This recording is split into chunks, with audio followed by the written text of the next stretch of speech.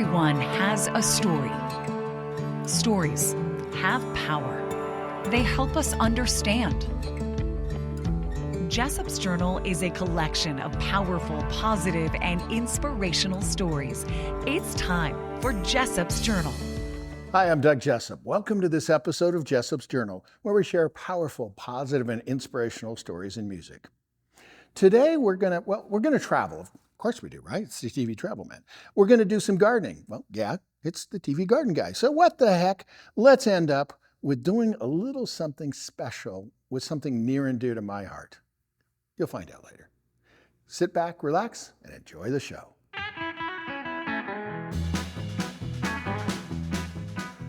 Hi, this is Doug Jessop. Welcome to another episode of Jessop's Journeys. With me today, Devin Chavez with the Utah Division of State Parks. So, Devin, there's a lot of state parks, and some that people have been to, and some not so much. So, how many state parks are we up to so far? 46 right now. Okay, so everybody get your piece of paper. There is going to be a quiz. These are the top 5 least visited state parks. Let's see how many of you've been to, okay?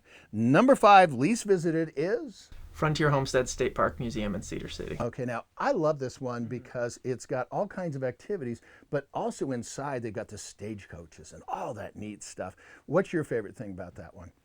Interactive activities, like you said, making horseshoes, making rope, panning for gold, even doing a little bit of clothes washing outside, making history a little bit fun. There you go. Okay, now let's go south a little bit to the little sleepy town of Blanding, Utah. There is the number 4 least visited state park is called? Edge of the Cedars State Park Museum. Okay, Edge of the Cedars. Okay, you know when it's the edge of the state, that might be part of the thing. Okay, so what are people going to find there? A lot of native artifacts, pottery. There's a macaw sash that actually proves trade between this area of Utah and the central Mexico area. Wow. So a lot of cool history there. Okay, now talking about history, the number 3 least visited state park is in the town that was the actual center of government for the state of Utah for quite a while, actually, in Fillmore. So what's number 3? Territorial State House. Okay, what are people going to find there? A lot of Utah history, like you said. It's the first state capital of Utah. So if people want to get to know history a little better, check it out. Okay, now this next number 2, I got to ask you, okay, putting you on the spot, Devin. Do you by chance happen to own a hang glider? I do not. Okay, neither do I. So I've seen people jump off of this, particular state park, but okay. The number 2 least visited state park is? Flight Park State Recreation Area. Okay, there you go. Okay, there you go.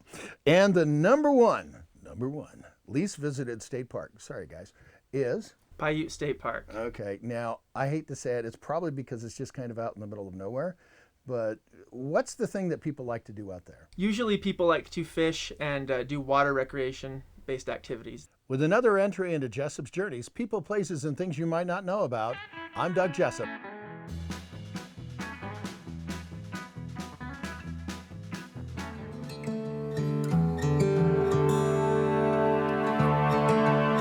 One of my favorite inspirational quotes is from Audrey Hepburn. She said, "To plant a garden is to believe in tomorrow."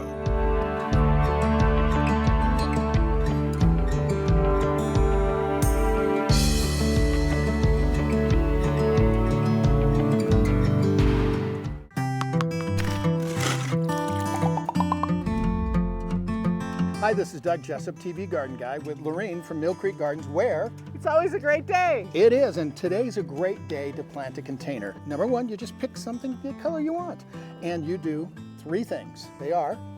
Thriller, filler, and spiller. Okay, so what is a thriller?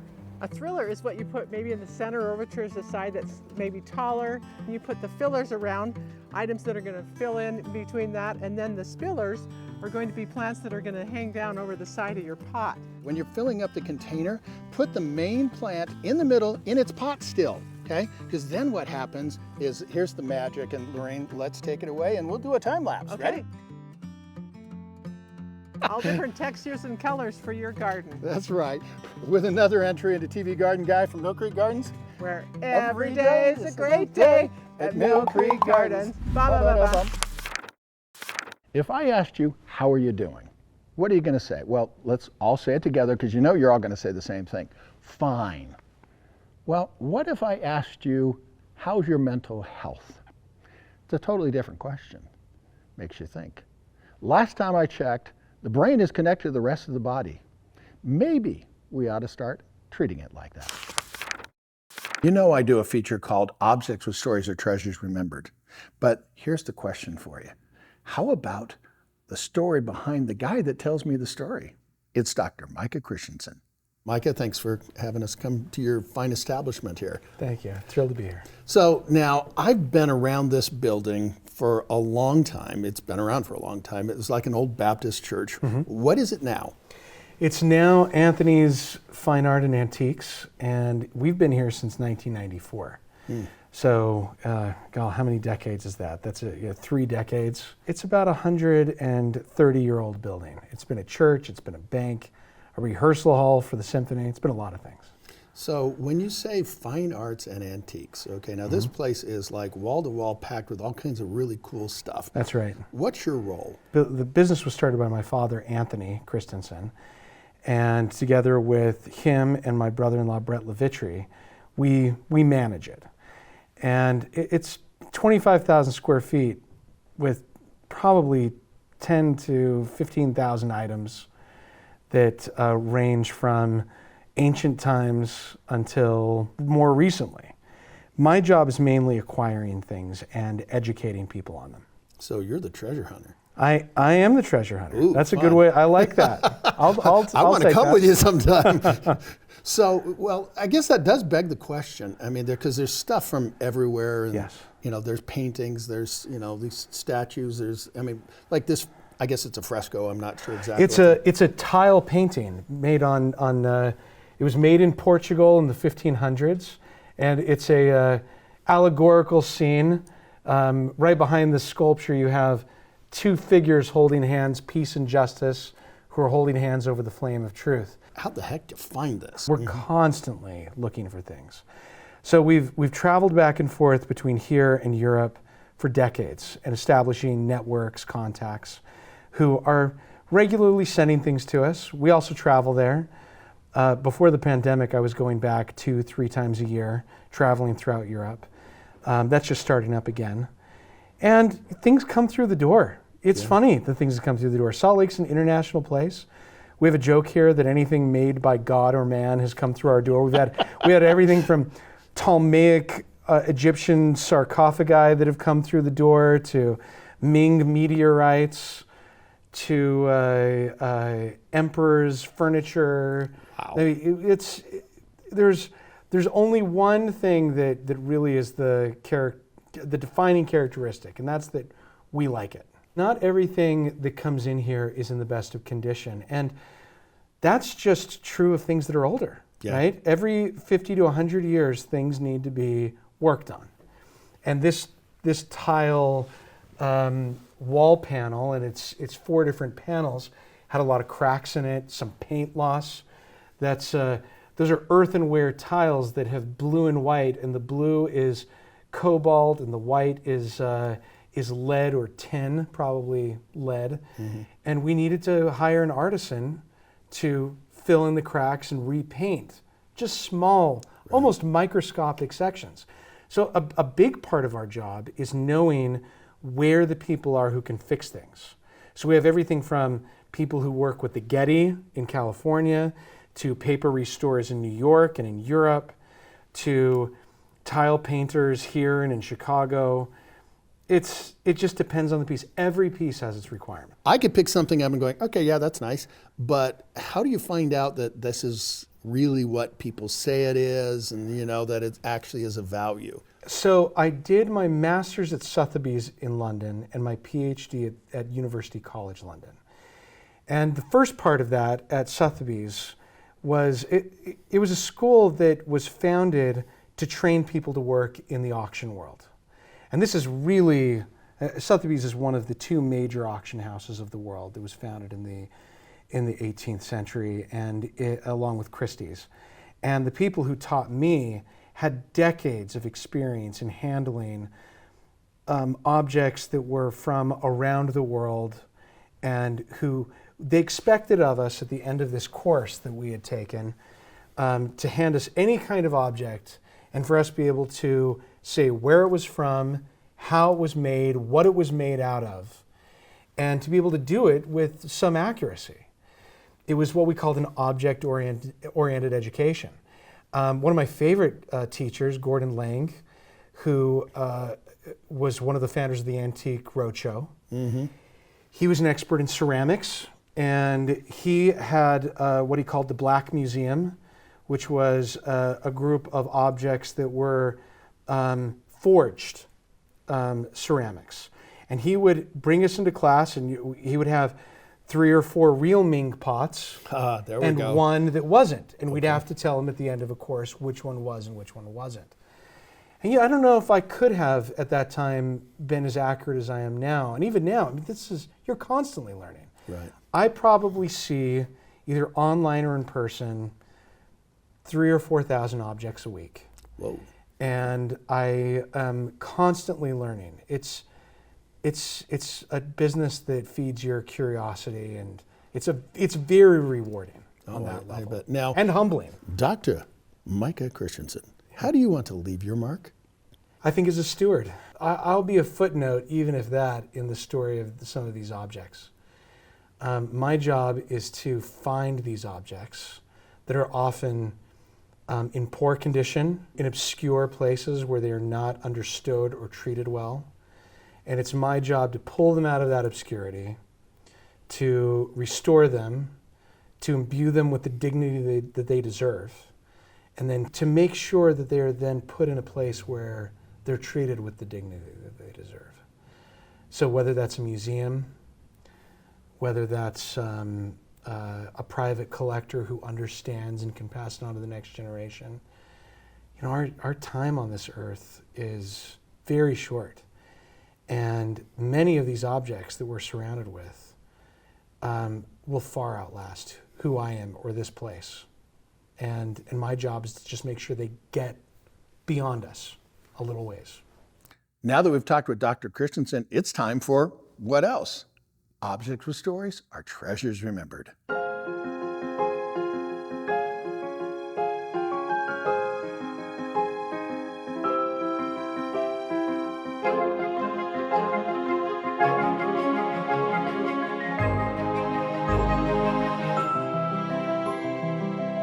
With me today, Dr. Micah Christensen with Anthony's Fine Art. This is a menorah from the 1860s made in Poland. Now, the menorah is used to celebrate Hanukkah.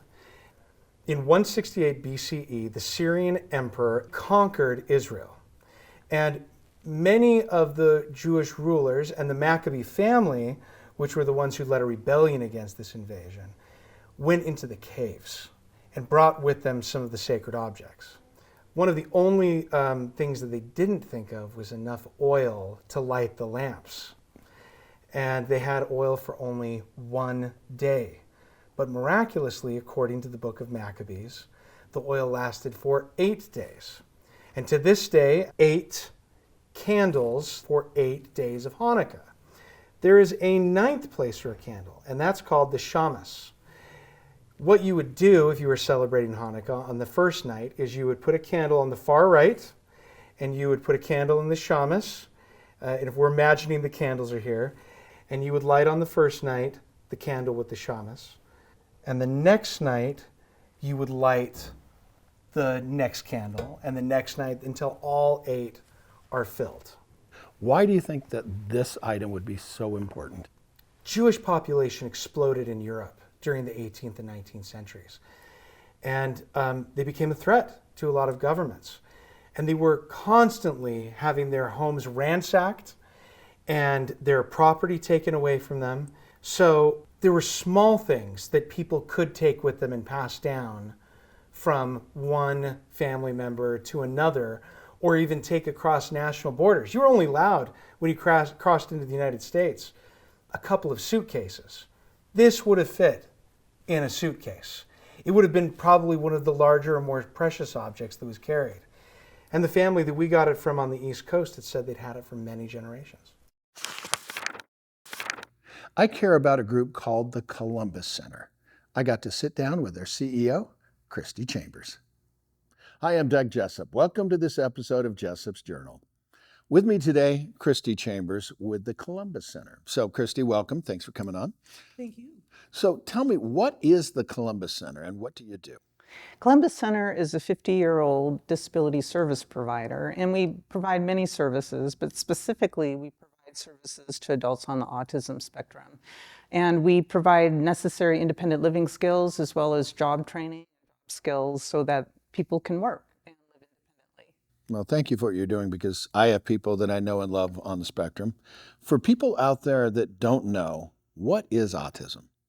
Autism is a diagnosis that basically it could be mild to severe. And essentially what it is it highlights those that have challenges with social interactions. There may be repetitive movements. Also, those on the spectrum are known to have sensory perception heightened, so they may be more sensitive to light, loud sounds, so on and so forth. Now, there's a term neurodiversity. Is autism on that spectrum, or is that separate? Neurodiversity is really quite a nice term. Basically, it indicates inclusion into the community for people who think maybe a little bit differently. So those on the spectrum, those who have ADHD, those with dyslexia, people who look at the world in maybe a different way would be considered neurodiverse. Okay. I admit, okay, self-diagnosis, yeah, I'm neurodiverse, and so, yeah, it's okay. I remember doing an interview because one of my causes is juvenile diabetes. And I've sat down with a lot of kids. And one of the things I remind them is, okay, you are not diabetic. You are dealing with diabetes. Do not let your diagnosis define you. Same thing with the autism. Yeah. Yeah, the spectrum is so large, and we don't want to have people overgeneralize as to what that is. It goes from nonverbal to savant, and it's everywhere in between. So again, I think the diagnosis autism sometimes can categorize people in a way that's a little limiting. Now, we have talked before about this. Autism is a fairly young diagnosis from what you were telling me. So how does that impact the workforce now? Well, interestingly, again, autism's been around, the diagnosis, autism has been around for quite some time, but it's still relatively young. And now, these days, you're getting it hopefully at a very early age, let's say 2 or 3, so that you can get the required education to help along through school. What's happened, though, is those that received that diagnosis 20 years ago are now aging into adulthood. So we've got a huge demographic of folks that have always identified as being on the spectrum, graduating out of school, needing to get into adulthood, and having those accommodations kind of marry with the diagnosis as they progress into adulthood and what that looks like. So the Columbus Center has really taken upon themselves to be that bridge to what we call the service cliff. The service cliff is where you have sports throughout high school, and then no supports. And then you're tasked with bridging people into adulthood successfully where they can live to their greatest abilities, and providing the necessary independent living training, providing the necessary skills, job skills, employment skills, so that people can, again, live to their best of ability. Realize, again, spectrum is quite large. So, Kristy, the name of this show is Jessop's Journal, and my journal has all these marks because, to me, life kind of comes with scars. And so it's the last question I like to ask everybody. So, official broadcast voice, here we go. Kristy Chambers of the Columbus Center. Hang on. Kristy Chambers, CEO of Columbus Center. Is that Columbus Center? Columbus Center. Okay. Kristy Chambers, CEO of Columbus Center. How do you want to leave your mark? I would like to see the world be more accepting of those on the autism spectrum through education, through understanding. It's about 2% of the population now. And if we can indeed understand this neurodiverse population, I think that we can change the world for the good, ongoing. The more we're inclusive of others who maybe don't think like we do, don't look like we do, really the better world we can create. Thank you very much. With another entry in Jessop's Journal and Kristy Chambers, I'm Doug Jessop. Autism is getting a lot more attention, as it should. There's a show called The Good Doctor that I absolutely love. And this next person, she can really relate to that character. Autism is hard to explain. You may know about the lack of eye contact and other social skills, but do you know about the unique ability to look at things differently? I'm Dr. Sean Murphy. I have autism. Alexis Cruz deals with autism. ABC's hit series, The Good Doctor, illustrates the challenges, along with the strengths that you may not realize about people with autism.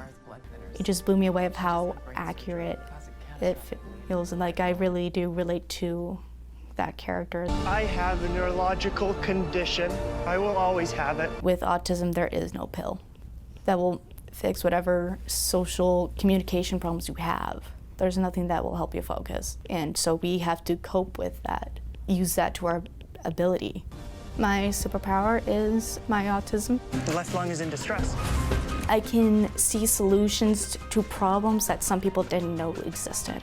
I see multiple outcomes of certain things. What is Alexis's hyperfocus? It's always art stuff, anything to do with art, ever since I was able to hold the crayon. That creative superpower has landed her a job as an apprentice with a local jeweler. I will show people what I can do. Go ahead and underestimate me just because I have autism, but I'm going to show you what I am as a human being, not as a person with autism. What advice does Alexis's mom, Cindy, have? Get to know your kid and keep trying, because there are things that you think that they should be doing because that's the normal, but they have a different set of normal, and that's okay.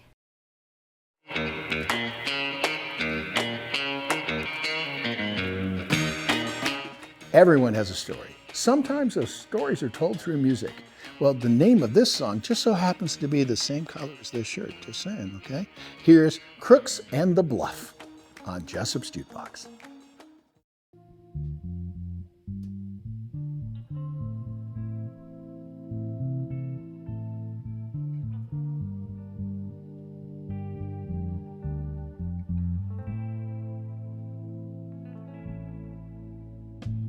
Draped in red, on the stage I caught you dancing. Like a storm, yeah, you blew my legs. Her waist winds like a willow tree. Ringing a bell, I swear I hear Morse code. Reading, don't let me go. See the story unfold.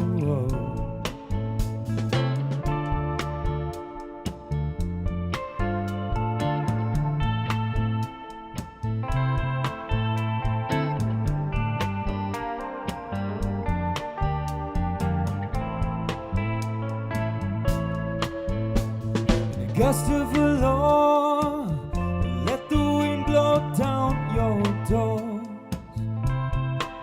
I've gotta rest my ways. To your nest I've been a wandering. Look at me, girl, it's your eyes that do the talking. I can't stand all this treading lightly. I just want your body by me.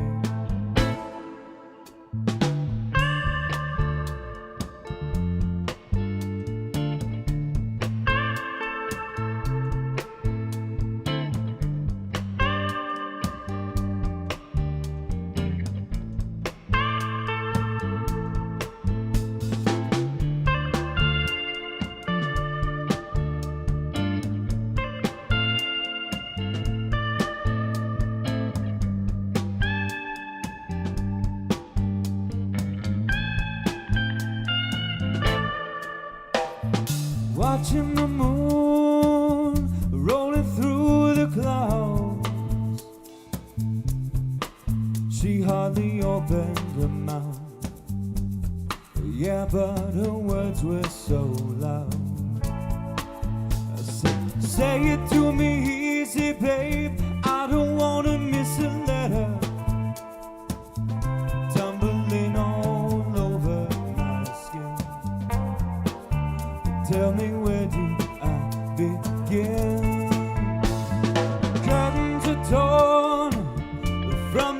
above her breath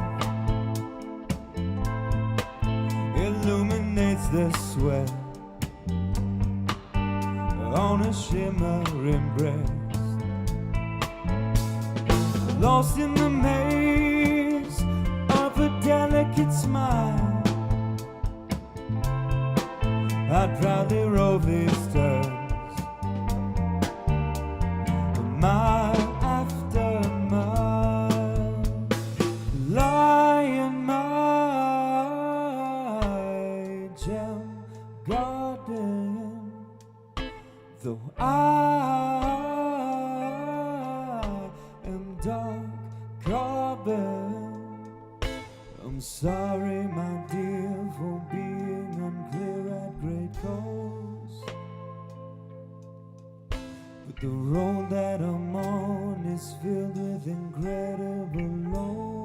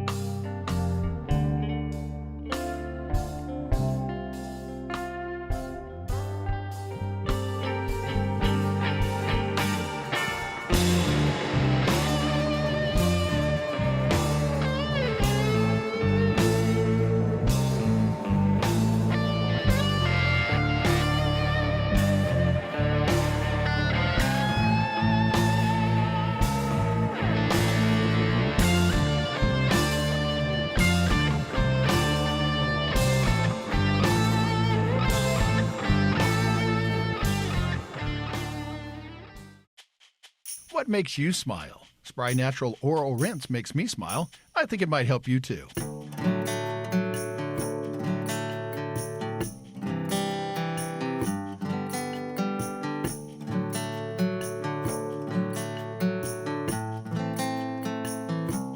Thanks for watching this episode of Jessop's Journeys, where we share powerful, positive, and inspirational stories and music.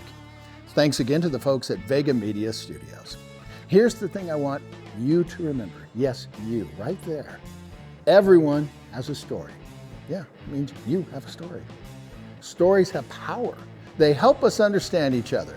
With another entry into Jessop's Journal, I'm Doug Jessop.